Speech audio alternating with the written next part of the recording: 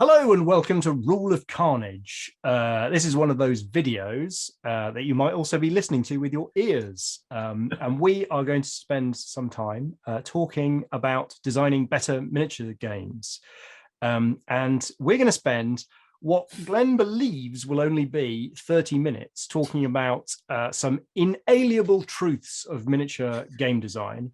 What are the things that will always be true, the rules that always exist, the factors that must be present when you're designing a miniature game? There might not be any, but we're going to see if there are some and see if we can find any disprovals of the fact that there might be some inalienable truths. This is sort of the counterpoint to the rules that should not be, but always are. This is the rules that always will be. Amen. Okay, so here's one that I think might be more about the nature of pickup games. Oh, yeah. And is, can you do co-op?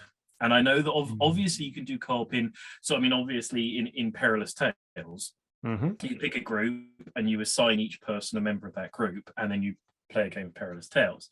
The question is, can you do a tabletop miniatures game? Can you do almost any co-op game where someone can bring a non-trivially pre-built list to a pickup game and then play co-op with it? And I think it's more of this is more of sort of a mechanical moving parts meshing together question, but I think it's a non-trivial question as to whether I can have some sort of form of interesting list that is whatever qualifies as my force in the game, turn up to a game sight unseen of what you have as your force, and then play cooperatively with you in a game that is then interesting to both of us.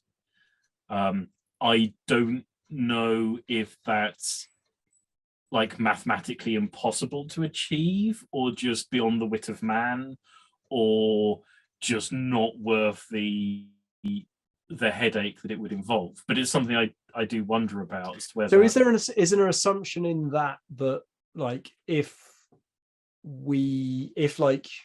you turn up with a force and the other players have to play parts of your force, that's excluded from this scenario? Or if we turn up to play a miniatures game and there are 6 miniatures and we have to choose between them, I just choose the warrior and you choose the rogue, and that doesn't count. Like, I guess there's an assumption here that in order to be a miniatures game, it has to have some kind of force building element, and maybe that's there's to say, I think that's why it's making it difficult. But without it, I think you can have a perfectly good co-op miniatures game that does all the miniatures game inalienable things that we haven't yet identified. I think if the game just gives you a force and says share this out amongst yourselves, it can totally do it. I think, which feels more like a board game in a setup, like that just feels like a zombie side sort of situation, and so it feels weird. But then the game in front of you could be a 2x2 skirmish miniatures game with measures and miniatures. Yeah, and I think the reason it's a sort of interesting question is that it's a question that asks you what things are relevant to defining this sort of genre. Is it like, okay, it has to only be about what you approach on the tabletop? All of the stuff that you do peripherally to approaching the tabletop is not part of these games? And they would say, okay, well, aside from the list building before approaching the tabletop, I definitely do a lot of model collecting and model putting together and model painting before coming to the tabletop. And the ones I collect and put together and paint are the ones that are part of my list. And so if the game just goes, this is what you have to take because this is the preset force that this game makes you take, because it has to be preset. And if the models are pre-painted, if they're like little pre-painted Dungeons and Dragons things or pre-painted X-Wing ships. Yeah. I think that's super interesting. I think at that point, like, the tabletop experience of play would function as one of these games, but you wouldn't like, and you'd still have some post-match analysis where you'd be like, "Well, next time I get the cleric, I'm probably going to think about playing them in this different way." But it misses out a lot of the preparation, both mental and sort of physical. It would certainly feel like a very different sort of hobby game. Which I think maybe just drags us a little bit back to the miniatures element, which is like, okay, maybe I can make lots of churches and that's part of my physical preparation. But if I'm not making miniatures, am I engaging in the cycle of enjoying my miniature tabletop game? So do you need random chance in these sorts of games? Does there need to be some sort of random number generation, random element? Is it possible to make one that has no randomness whatsoever? And supplementary question, is it possible to make a good one that has no randomness whatsoever? So one thing that I think is intriguing about this, I'll just attack this from the side temporarily. So I was thinking about, I've been playing a bunch of 90s collectible card games recently for reasons that I will, I don't need to explain. Perfectly good. And one thing that's intriguing, terrible reasons. One thing that's intriguing about most CCGs is that most CCGs have a purely deterministic resolution system for combat. So I play a card, you play a card, we look at the numbers, and one kills the other. You very rarely find, not completely absent, but you very rarely find a miniature game where, I summon a goblin, you summon a yak, and then when they attack, we roll a dice to see, how many wounds the yak takes, which would be how we would resolve it in a miniatures game. Yeah, we just take the stats as numbers that you add and subtract. But then, of course, there's a ton of randomness built into the fact that it's a deck of cards and things are coming off that deck in orders that are unpredictable. And so the randomness has been placed into another situation. And if you look, the obvious thing here is chess, where you've got an extremely discrete movement system and like a vast but finite set of movement possibilities. And as the game gets closer and closer to the end, like the movements that matter become actually pretty limited numbers of analyzable movements that matter.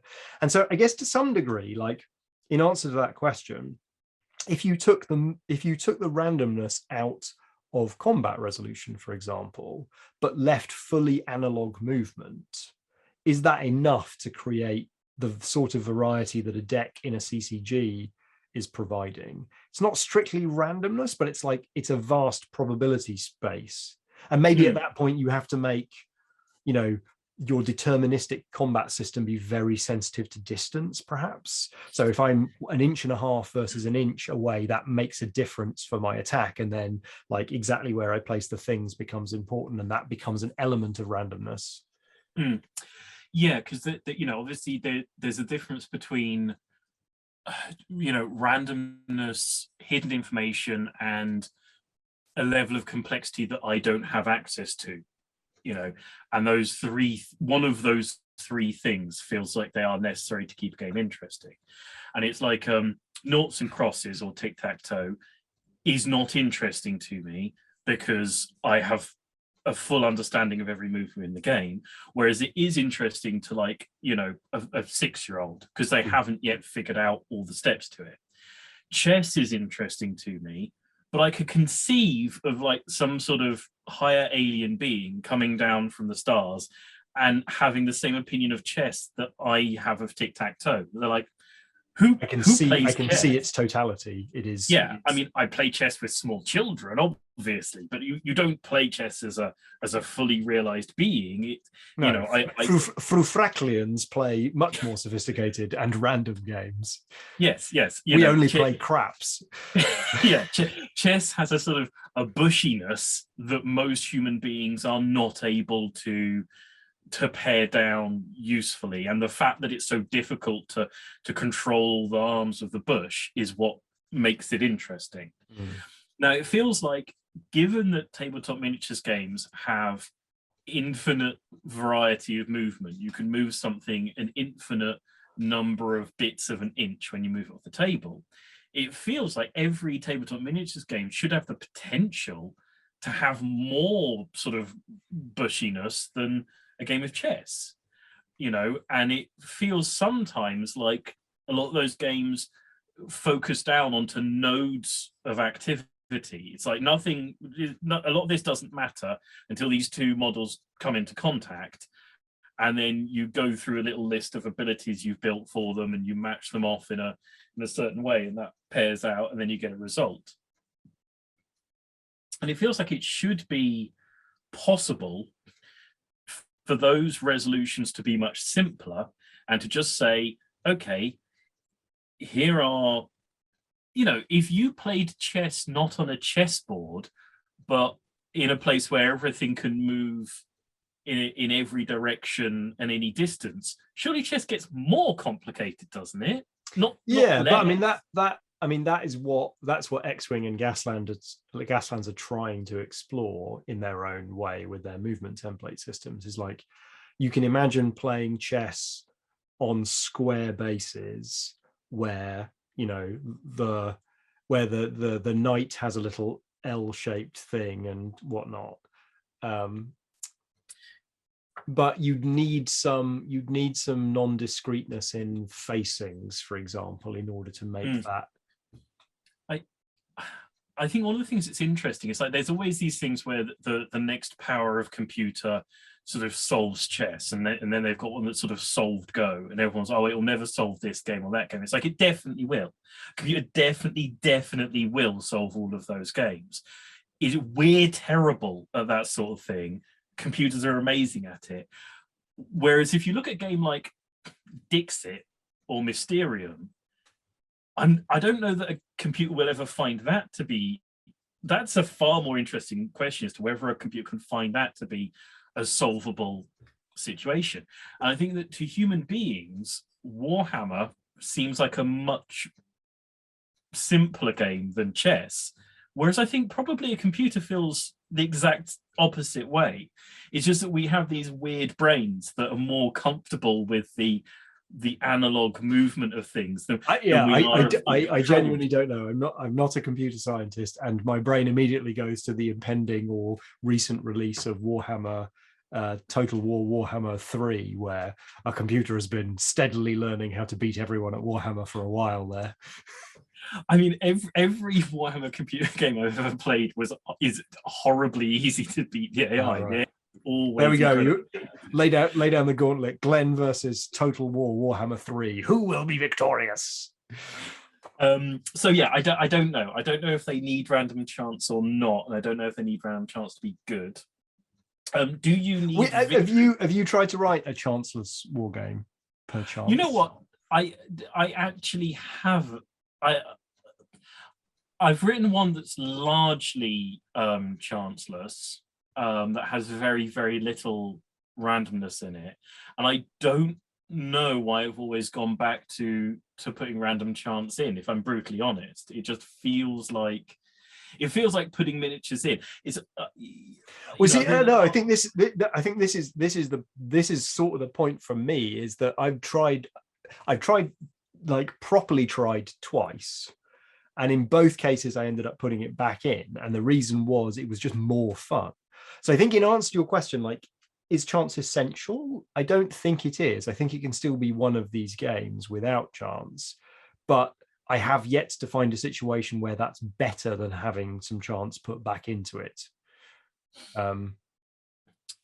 And I don't know if the same is maybe true for the miniatures, where it's like it's totally fine, but they're always better with miniatures. I don't think it's that strong. I think it's stronger with chance. Okay, so I think there are two more, and I think these are possibly big ones. Next, do you need victory conditions? Can you have a sandbox style RPG open-ended version of one of these games? I genuinely don't know that you can have one of these games that doesn't have a definitive end condition and a definitive sort of set of victory conditions. I mean, you definitely can. The question is it any good? I honestly, I think the question is it still a game at that point, or is it just a thing you do and then the thing you stop doing? I think this partly goes back to our conversation about is your game a game, which is a previous video. Go watch that one. Which is that it's sort of like a game without victory conditions is sort of a toy. It's a machine with a crank handle that I will either enjoy cranking that handle enough to make the experience of moving the pieces around worth my time, or it's simply a mechanical act for which I have no particular enjoyment. I mean, it's like, why do I like sorting out my Arkham Horror cards into binders? Like, there's no win state there. I mean, I know you. I'm just engaging with the things that I like. There's some objects, and I want to move them around, and I want to think about, wizards, and that's sufficient for me. I can't win at reading this sword and sorcery book. Look, I know what you mean, and there are plenty of. No, I'm not arguing with you. I'm just trying to imagine what one of these would feel like. Yeah, and there are plenty of things, obviously, that I do that don't have win conditions. I mean, but they're not games. They're not. You're not sold to them as games. Well, no, but there is free play, and there are games that I play, that don't really have win conditions. Not as such. And one of, I mean, obviously, when you put together and paint a miniature, there's not a win condition for doing that. So it's an inherent process. It doesn't. Well, I mean, I guess maybe, sorry, because my brain was going to the video game I'm currently playing, which is Elden Ring, which, like, it's a very, very long game with lots of things to do. And I don't yet know if there's a main storyline. Honestly, I'm trying to stay away from all the spoilers. But, like, as far as I can tell right now, like, I bump into a dude and I can kill him, and then I bump into another even monstrous dude and I can't kill him, and maybe I'll come back later and find a way of killing him. And so, much like finishing a miniature or finally killing this hairy goblin monster dude, like, there's a moment of satisfaction, which is not a win condition, but it's like a little rubber stamp of, like, yes, did a thing. And that's part of a tapestry of other stuff that I'm up to. So I finished this miniature, great, brilliant, and maybe I finish another miniature, and that's part of that same thing. But it doesn't tell me when it's finished. It doesn't tell me that I have concluded the experience. It just tells me you have another way marker on your journey through this experience. And the thing is, can tabletop miniatures games do that on any level? Because I mean, obviously, I really think they must be able to. I mean, something like Elden Ring has the bigness to it. It's big. It's going to have so many hours of gameplay that it can give you just way markers and things you discover. But I think this exact thing is what Joe McCulloch is up to all of the time. Like in Rangers of Shadow Deep, and like less in Frostgrave, but still a bit in Frostgrave. Like Rangers of Shadow Deep is a solo game, so it sort of more pushes in this direction. It's like the purpose is to see one episode play out and then discover what happens to your crew. And I guess, like, his scenarios have win conditions because he's a sensible person writing a game that people will want to play. But you can imagine a version of that game where there's no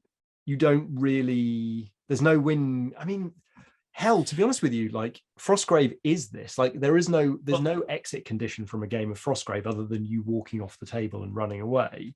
And so it's a organic loop where you enter the table, you decide how much of the game to engage with, and then you back out again going, haha, I've got some gold, or I've suffered sufficient wounds for me to want to limp off. And then you go through the process of finding out what happened to your dudes. And in some regards, like, I think you could pretty solidly argue that Frostgrave doesn't have a victory condition because it's totally emergent.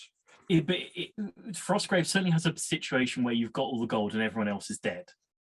And at that point, hanging out on just sitting there moving models. No, but the game hasn't told you whether you've won or lost, or hypothetically it could say there's no reward for that situation occurring to you other than you walked off with the gold. And I suppose like that's no more a win condition than like the game of life. Well, I mean that's the thing. But if the game says, okay, I got all of the gold, and you got none of the gold, and none of my people got hurt, and all of your guys are dead, but there's no victory conditions. Oh no, no, no. Yes, there are. I won and you lost, and everyone knows that I won and you lost. If all of your guys are dead and I've got all of the money, definitely I won. And just because somebody hasn't gone victory condition doesn't mean that there wasn't. Well, no, but that's just within the standard frame of computing victory. Like, one of the things I love about Blood Rage. One of the things I love about Blood Rage is that first time that you realize that there's a faction where you have to send as many of your warriors to Valhalla as possible. Like, maybe we're both playing Blood Rage and, you know, you've got all the gold, brilliant. I'm dead, brilliant. Who's winning more? Well, it's me, because all my guys are in Valhalla. Thank you very much. But we're not. We're playing Frostgrave, and I've got all the experience points and all the gold, and you've got nothing. Do you think you won that game? Does anyone... No, but the point, no, that's not the point. The point is, in this hypothetical game, in this hypothetical version, I'm going to have to get it off the shelf and reread this very closely to find out if it's true. In this hypothetical version where the game hasn't told you whether there's a winner or a loser, then this is purely a social construct. It's not gamic. I mean, you know, I can understand the idea that the overarching metagame of a campaign of sort of has no winners and losers. Doesn't have a win condition, but the on-tabletop game of Frostgrave definitely has a winner and a loser. The winner is the person who has the most XP, the fewest wounds, and the most gold. And your opinion, if the rulebook says in the opinion that, of everybody with an opinion, nobody thinks the person where everything's dead and they've got no money and no XP has won. Nobody thinks that. I don't think there's a concept of a winner in this game. So in the scenarios, you get information about how to set up, and then you get information about what treasure and experience you get at the end. And the player that recovers the central treasure normally gets some extra little goodie, which, in some regards you can consider that winning the game because you got the little special extra teddy, but it isn't called winning the game, and it's in no way framed in that way. So are you saying... And then in this ending the game section, it says, another way the game can end is if only one player has figures left on the table, blah, blah, blah. There's no mention of winning necessarily. Yeah, but okay, so the overall campaign of Frostgrave has a version where you can ascend up to godhood, right? Oh, sorry. Look, in fact, may I read from this? In a campaign, there is no specific win condition for most scenarios, and each player is left to decide for themselves whether their wizard has, inverted commas, won or lost the encounter. So it's a social construct. But the campaign has the opportunity to ascend to godhood, right? It does, yeah. If one wished to play for that long. Sure. I mean, look, every game you could take out the win condition, right? The question is, if Frostgrave... Oh, no, yeah, exactly. And so the point is, he did. Is it still a miniatures game? Right. Victory conditions. You think that they don't. I think that they do. Is that... No, I there's no think about it. There is a fabulously popular published war game that has no victory condition either for its scenarios or its campaign mode written in the rulebook. It's not required. I just think that it has different units of play that have victory conditions to them. Because the normal unit of play that gives you a victory condition is a game, whereas in this, two models encounter each other, one kills the other one and gets experience for it, and the other one dies. The one that killed the other one was victorious. It just has a smaller unit of victory condition. That's right, which is sort of where I was going with the Elden Ring comparison. It's like, I can have a series of interesting encounters, and like, for example, I could set up some models and I could play for a while, and I could decide that 3 encounters is fun enough, or 7, or I'm still got a bit of energy and I'll play another 12 encounters. And like, it's sort of up to me to decide when I want to stop playing with the toy, but the toy keeps burping like little moments of satisfaction or sort of success as some reward cycle completes itself. Like I rolled some dice and a guy died. Like that's one little reward cycle. And so I suppose, does a game need victory conditions? I would argue no, it doesn't. It needs a successful reward loop. It needs lots of reward loops adding up in concentric circles. But like, does it need to determine who is the winner and who is the loser? I don't know. Maybe it goes back to your point. Like, it depends what level you're looking at. Like on some level, it needs to determine a winner and a loser. If our game is about conflict, and I think all of our games so far have been about conflict, as all stories are. Yeah, I guess it's how do these games achieve their reward loops, and can they achieve reward loops without an oppositional, because even without victory condition, I beat you at doing a thing. That's my reward loop. You try to do it, I try to do it. I'm more successful than you. I get pennies. Can they offer rewards in other ways? Are they fun in and of themselves? All right, the last one. It have to be the last. This wasn't going to be a 30-minute conversation. Well, it could have been, but you persist in being wrong about so many things. You need line of sight or some form of like relative spatial relationship between your minis or markers. Yes, and I do. I think this is the only one. That to me feels like the fundamental definition of these sorts of games. I think that everything else can pretty much go by the wayside because they are add-ons or attachments or bits and pieces you don't need. But I can't begin to conceive of how something could be one of these sorts of games if it doesn't care about the relationship of this thing being here and that thing being there, and how they relate between it that's obscuring them. Yeah, and how they relate to each other in physical space and what that means for them, and making that relationship ask interesting questions and get the players to answer those interesting questions. Because we were talking the other day about like games with little squares that you put your dudes in. And I described, I think in the last video, that I was playing an old-fashioned war game that I consider to be a war game because it's got little miniatures and you roll dice.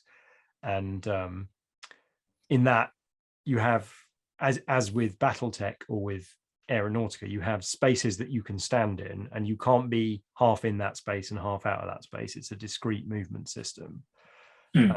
But it matters whether you draw a line of sight and it crosses a tower or it crosses a hill or whatever.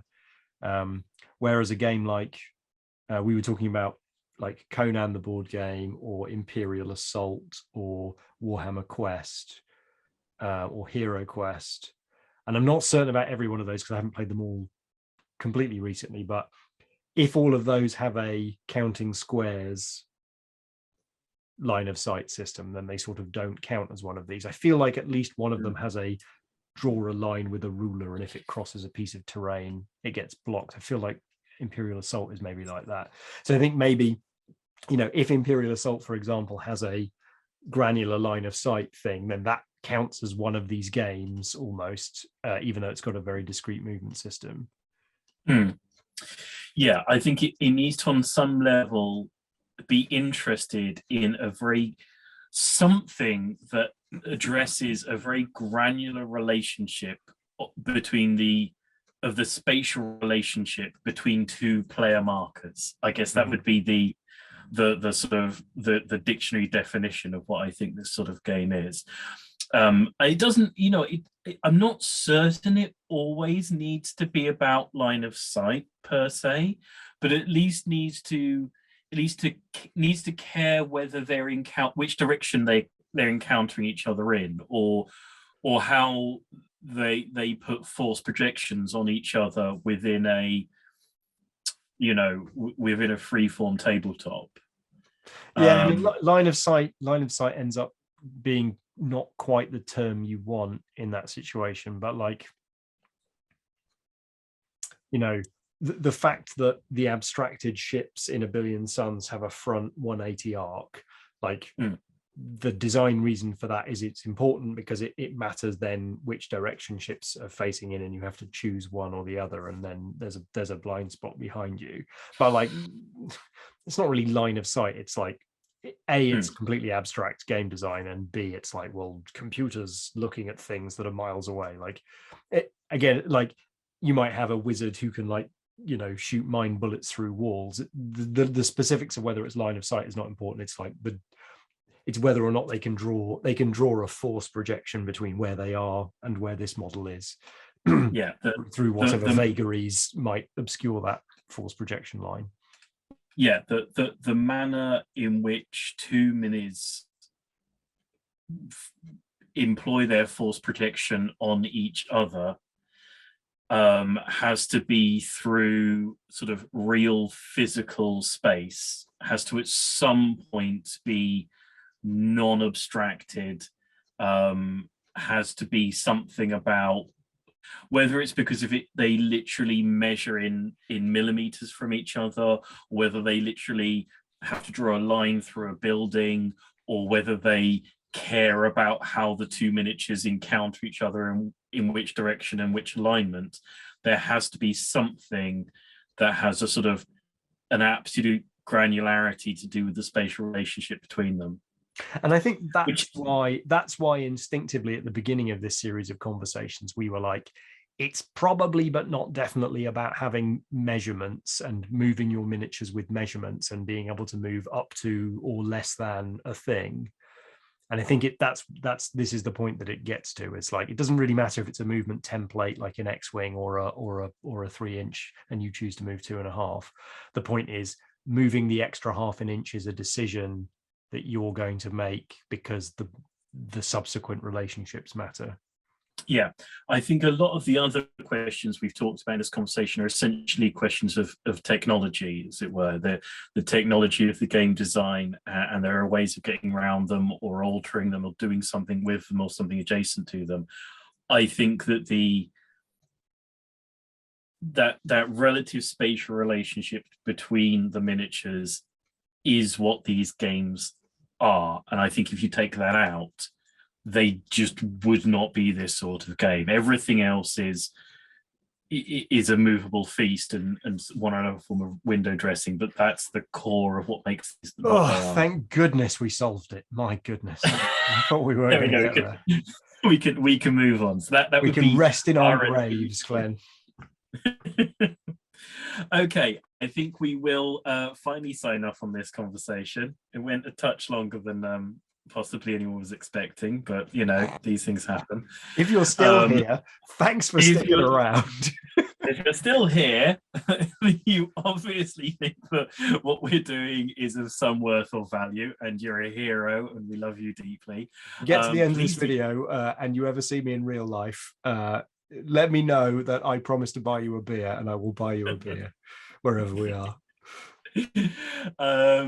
Please, if you watch this point, like and subscribe. Drop us a comment in the comment section. Do you think that there's something we said wasn't an inalienable truth that was? Is there something you think is inalienable to these games that we entirely missed out? Do you think that these games don't need to have some form of granular spatial relationship between models? If so, what on earth do you think the game that didn't have that would look like? I would love to get into that.